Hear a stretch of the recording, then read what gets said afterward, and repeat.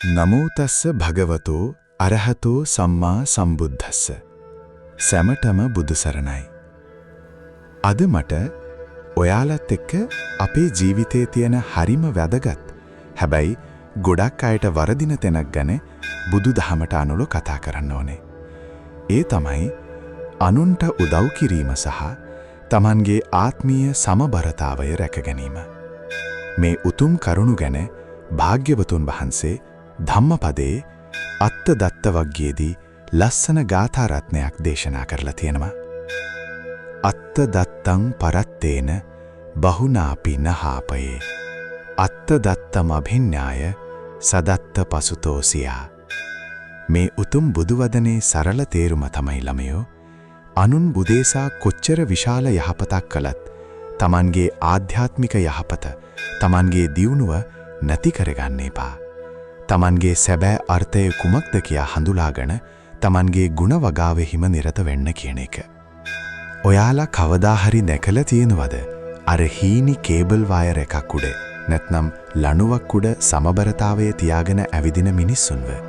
ඒ cable එක උඩ තමන්ගේ ශරීරය බැලන්ස් කරගන්න එක මේ ලෝකයේ තියෙන අමාරුම වැඩක්. පොඩ්ඩක් හරි එහා මෙහා වුණොත් දෙපැත්තෙන් එක පැත්තකට ඇදගෙන වැටෙනවා. අන්න ඒ වගේම තමයි අපේ ජීවිතයත්. ජීවිතේ අමාරුම දේ තමයි සමබරතාවය තියාගන්න එක. අනුන්ට උදව් කිරීමේදීත් මේ සමබරතාවය නැති වුණොත් අපි අන්තයකට වැටෙනවා. මම ඔයාලට පුංචි උදාහරණයක් කියන්නම්. හිතන්නකෝ කිසිම දෙයක් නැති හිස් ජෝගුවක් තියෙනවා කියලා. ඒ හිස් භාජනයෙන් ඔයාට පුළුවන් ද තව කෙනෙක්ගේ කෝප්පයක් පුරවන්න? බැහැ ළමයෝ. ඔයාට තව කෙනෙක්ගේ කෝප්පයක් පුරවන්න ඕන නම් ඉස්සෙල්ලම ඔයාගේ භාජනය පුරවා ගනින්න ඕනේ. අන්න ඒ වගේ තව කෙනෙකුට උදව් කරන්න කලින් ඉස්සෙල්ලම ඔයාව බලා ගන්න ඕනේ. ඔයාගේ ගුණාංග දියුණු කරගන්න ඕනේ. මේ සමබරතාවය ගැන අපේ බුදුහාමුදුරුවෝ අංගුත්තර නිකායේදී අතිශය සුන්දර උපමාවක් දේශනා කළා. උන්වහන්සේ වදාලා කිරිබොන වස්සෙක් ඉන්න මව් දෙනක වගේ වෙන්න කියලා. මොකද ඒකේ තේරුම? ඒ කියන්නේ ඒ මව් දෙනට කරන්න ප්‍රධාන වැඩ දෙකක් තියෙනවා. එකක් තමයි ඇය ඉස්සෙල්ලාම තනකොළ කාලා තමන්ගේ බඩ පුරවා ගන්න ඕනේ. දෙවැනි වැඩේ තමයි තමන්ගේ කිරිබොන වස්සා ගැන බලලා ඌට කිරි දෙන්න ඕනේ. හිතන්නකෝ මේ මව් දෙන එක වැඩක් විතරක් අමතක කළොත් මොකද වෙන්නේ කියලා?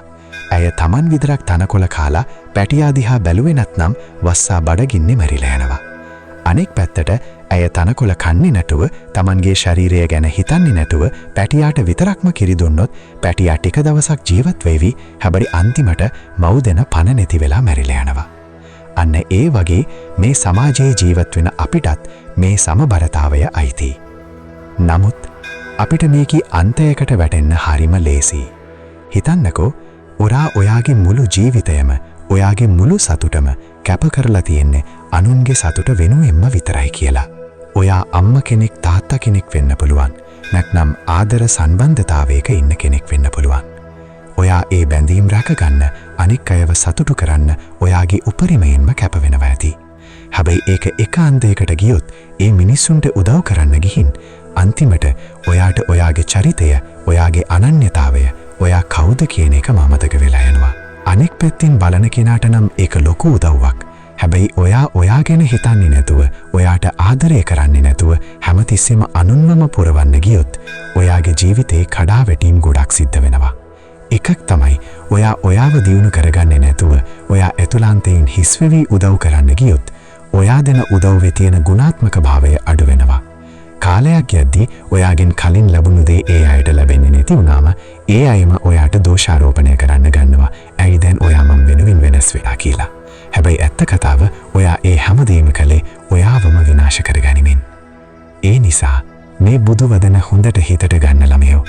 අනුන්ට උදව් කරන එක හරිම උතුම් දෙයක්. හැබැයි ඔයාට තව කෙනෙක්ව සතුටු කරන්න ඔයාගේ උපරිමය දෙන්න ඕන නම් ඉස්සෙල්ලාම ඔයා දියුණු වෙලා ඉන්න ඕනේ. ඔයා සතුටින් ඉන්න ඕනේ.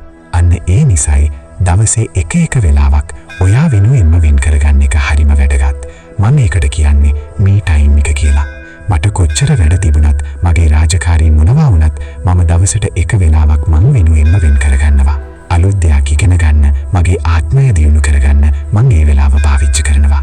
අන්න එතකොටයි මට පුළුවන් වෙන්නේ ඔයාලටත් මීට වඩා ගුණාත්මක විදියට ලස්සනට උදව් කරන්න.